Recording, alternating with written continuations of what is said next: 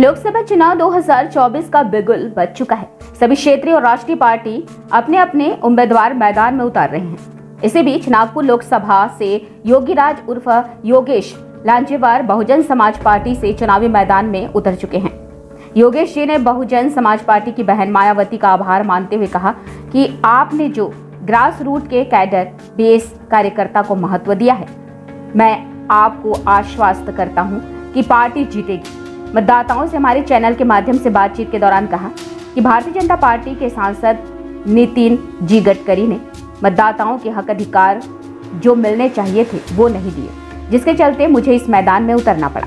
मतदाताओं से अपील करते हुए कहा कि बहुजन समाज से मेरी हाथ जोड़कर निवेदन है कि आप बाबा साहेब के वंशज हैं। बाबा साहेब के विचारों का देखने वाला, समझने वाला, उनके नक्शे कदम पर चलने वाला एकमात्र पार्टी बहुजन समाज पार्टी ही है। और आने वाले चुनाव में आप हाथी चुनाव चिन्ह पर बटन दबाकर विजयी बनाएं और आपकी समस्याओं को संसद में रख सकूं और समस्याओं का मैं समाधान कर सकूं।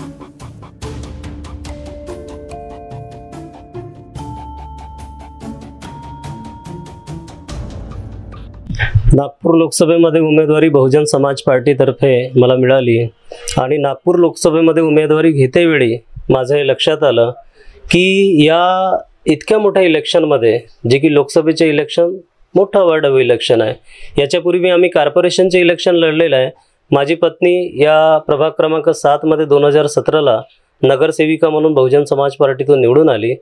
परंतु नागपूर लोकसभा जशी कॉन्स्टिट्युएन्सी लढवण्याबद्दल पक्षाच्या माध्यमातून माझ्यावरती एक विश्वास जतवण्यात आला की बहुजन समाज पार्टीमध्ये हा एक असा कार्यकर्ता आहे की जो ग्रासरूटचा आहे, कॅडर आहे आणि ज्याची छबी चांगली आहे। तर माझ्या कार्यामुळे 5 वर्षाचा माझा कार्यकाळ जो राहिला, जनतेने जे मला आतापर्यंत जे पाहिलं, त्यामुळे असा विश्वास पक्षाने जतवला की योगेश लांजेवारला जर तिकीट दिली तर योगेश लांजेवार लोकांमध्ये एक चांगली इमेज असल्यामुळे खूप मोठा जलजला निर्माण करू शकतो आणि पक्षाला विजयी करू शकतो, असा पक्षाने विश्वास जतवला। माझ्यावरती तो विश्वास जतवल्यानंतर मला पण हे वाटलं की लोकसभासारखं मोठं इलेक्शन आहे, तर मोठं इलेक्शन का फक्त पैसेवाल्यांनी लढायचं, धन्नासेठांनी लढायचं? साधारण कार्यकर्ता लढू शकत नाही का? बाबासाहेबांनी 1 वोटाचा अधिकार आपल्याला दिला आणि बाबासाहेबांना हा इशारा दिला की जा आणि आपल्या घराच्या भिंतीवर लिहून ठेवा, तुम्हाला या देशाची शासनकर्ती जमात व्हायची आहे। मग शासनकर्ती जमात होण्याकरिता आम्ही बाहेरून लोकांना आणायचं, उमेदवाराला पैसेवाल्याला आणायचं आणि पैसेवाल्याला लढून त्यानंतर उमेदवार आपल्या आपल्या घरी किंवा इतरत्र कुठेतरी चालला जातो। पण पक्षाचा निष्ठावंत कार्यकर्ता, पक्षाचा गरीब कार्यकर्ता का बरं इतकी मोठी लढाई लढू शकत नाही? मला माझ्या कार्यकर्त्यांमध्ये हा हौसलाही द्यायचा होता की जंग, लढाई किती मोठी का न असो, पण आपल्यामध्ये हौसला असावा, हिम्मत असावी, ताकद असावी आणि ती माझ्यामध्ये आहे। हा विश्वास, दृढ विश्वास माझ्यामध्ये होता। म्हणून मी रणांगणात उतरलो की जरी माझ्याकडे पैसा नसेल, कमी हे असेल आर्थिक लेवलवर, परंतु देशाच्या या संसदमध्ये निवडून जाऊन मी माझ्या लोकांचं, जनतेचं कल्याण करू शकतो। त्यांचे हक अधिकार मी जाऊन तिथं त्यांच्या हक अधिकाराची लढाई लढू शकतो। यामुळे मला हा विश्वास पैदा झाला आणि मी नागपूर लोकसभा लढण्याकरिता तयार झालो। बघा, विकास पुरुष म्हणून जो हा स्लोगन दिलेला आहे नितीन गडकरी साहेबांना, हा स्लोगन हा त्यांच्या स्वयंघोषित लोकांनी दिलेला आहे। हा जनतेचा काही स्लोगन नाही आहे की जनता त्यांना विकास पुरुष मानत असेल। त्यांच्या स्वयंघोषित त्यांच्या कार्यकर्त्यांनी विकास पुरुष म्हटलेला आहे। विकासाची काय परिभाषा असायला पाहिजे? जो विकास नागपूर शहरामध्ये दिसत आहे त्या विकासाला आपण कुठल्या याच्यामध्ये आकलन करणार आहे का? फक्त फ्लायओव्हर बनवल्यानं, रोड बनवल्यानं, मेट्रो चालवल्यानं, सिमेंटचे प्रदूषण करण्याला याला विकास म्हटला जातो? विकासाची परिभाषा आमच्या हिसाबाने ही आहे की या नागपूर शहरातल्या गोरगरीब, दलित, पीडित, आदिवासी, ओबीसी, अल्पसंख्याक या बहुजन समाजातल्या ज्या आर्थिक लेवलनं कमजोर लोक आहेत, त्या लोकांच्या जीवनामध्ये आमूलाग्र परिवर्तन जर झालं असेल आणि त्यांच्या मुलाबाळांना जर सगळ्या व्यवस्था मिळाल्या असेल, शिक्षण मिळालं असेल, स्वास्थ्य मिळालं असेल आणि त्यांचा परिवार जर सुखी संपन्न झाला असेल, तर आपण खऱ्या अर्थानं म्हणू की या शहराचा विकास झाला।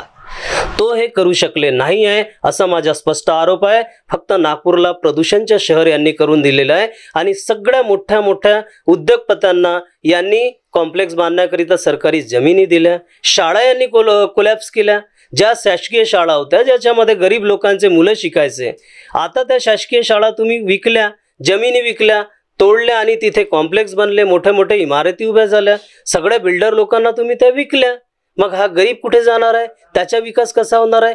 त्याला मजबूरन आपल्या मुलांना शिकवण्याकरिता पब्लिक शाळेमध्ये, प्रायव्हेट शाळेमध्ये लाखो रुपये वर्षाचे देऊन आपल्या मुलाला शिक्षण द्यावं लागतं, म्हणजे शिक्षण विकत घ्यावं लागतं. ही परिस्थिती या शहराची आहे. अनेकदा जेव्हा निवडणुका झाल्या तेव्हा नागपूर शहरामध्ये, या नागपूर लोकसभेमध्ये जे काही उमेदवार पक्षाने दिले, पक्षाने चांगल्या मानसिकतेने उमेदवार याच्यापूर्वी दिलेले आहेत, परंतु जे उमेदवार आले ते उमेदवार एकतर कुठून तरी बाहेरचे यायचे, स्ट्रॉंग उमेदवार म्हणून त्यांना दिलं जायचं. याच्यापूर्वी ओबीसींवरती प्रयोग करण्यात आला, मुस्लिमवर प्रयोग करण्यात आला. यावेळेस आमच्या पक्षाने ठरवलं की आपला बुद्धिस्ट, कारण हा नागपूर लोकसभा ज्यामध्ये 6 लाख बुद्धिस्ट लोकांची आबादी आहे, इथे पवित्र दीक्षाभूमी आहे. या पवित्र दीक्षाभूमीला मानणारे, इथे नागपूर शहरामध्ये राहणारे आंबेडकरवादी बुद्धिस्ट लोक 6 लाख आहेत. आता 6 लाख ज्यांची आबादी आहे त्यांच्या एक प्रतिनिधी का बरं इथे निवडून नाही येऊ शकत? नक्कीच येऊ शकतो. यामुळे या नागपूर लोकसभेमध्ये कुठल्याही प्रकारे बीजेपीच्या, काँग्रेसच्या किंवा कोणी ब्राह्मण किंवा इतर समाजाच्या कुठलाही व्यक्ती निवडून येण्याच्या बजाय इथे बहुजन समाजातला, आपल्या बुद्धिस्ट समाजातला व्यक्ती निवडून येऊ शकतो आणि माझा संपूर्ण समाज माझ्या सोबत आहे. त्यांच्या एकता पाहून आदिवासी, अल्पसंख्याक, मुस्लिम, शीख, ओबीसी हे आमच्यासोबत आकर्षण पैदा करून आपल्या पक्षाला वोट देणार आहेत. अशा परिस्थितीत आमची जिंकण्याची संपूर्ण तयारी झालेली आहे. देशामध्ये जे राजपाट सुरू आहे, एक तरीक्यानं धर्मवाद, जातीवाद या गोष्टीला फोफावल्या जात आहे.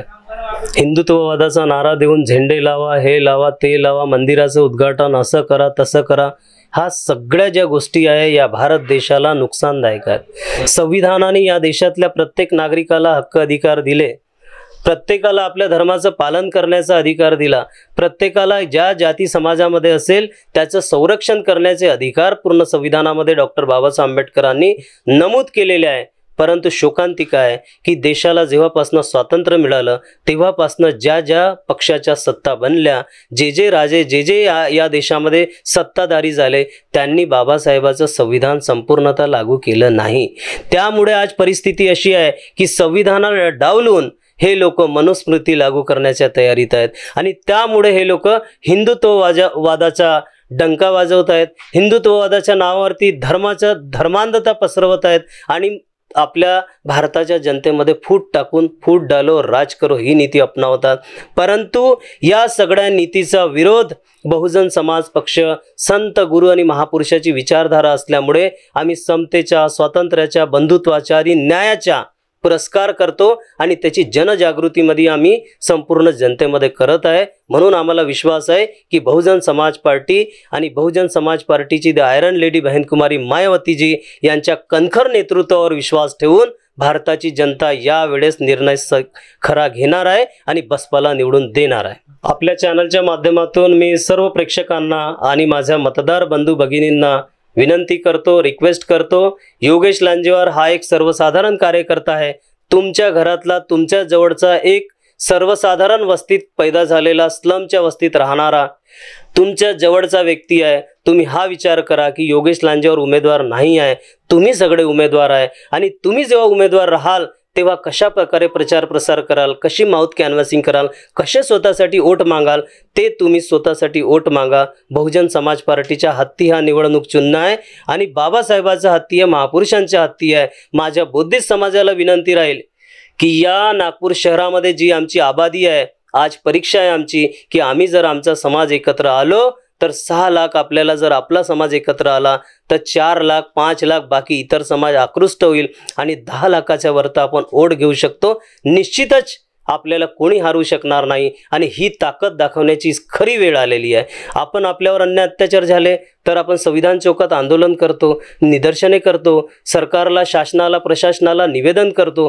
हे सगळं करण्यापेक्षा जर आजच्या परिस्थितीत संसदमध्ये जर आपला प्रतिनिधी पाठवला, कारण बाबासाहेब बोलून गेले होते की हे संसद, या संसदमध्ये तुम्ही जा, कारण कायदा इथे बनतो आणि पारित इथूनच होतो. तर ते संसदेमध्ये जाण्याचं स्वप्न बाबासाहेबाचं तुम्ही पुरं करू शकता. निश्चितच तुमच्या सहकार्याने जर मी संसदेत गेलो तर तुमच्या संपूर्ण परेशान्या, तुमच्या संपूर्ण ज्या काही अडीअडचणी असतील, ज्या समस्या असतील, त्याच्यावर मी रोकटोक तिथे मुद्दा मांडेल आणि बाबासाहेबाचे संविधान लागू झाल्या पाहिजे या गोष्टीवरती संपूर्णतः मी तिथे लढाई लढेल. विश्वास आहे, मी तुमच्यावर विश्वास ठेवतो, तुम्ही माझ्यावरती विश्वास ठेवा आणि येणाऱ्या 19 तारखेला भरपूर वोट देऊन बहुजन समाज पार्टीच्या पक्ष, हत्ती चुनाव चिन्ह आणि योगेश लांजेवारला एक सर्वसाधारण कार्यकर्त्याला निवडून पाठवा, ही माझ्या मतदार बंधू भगिनींना ही विनंती करतो.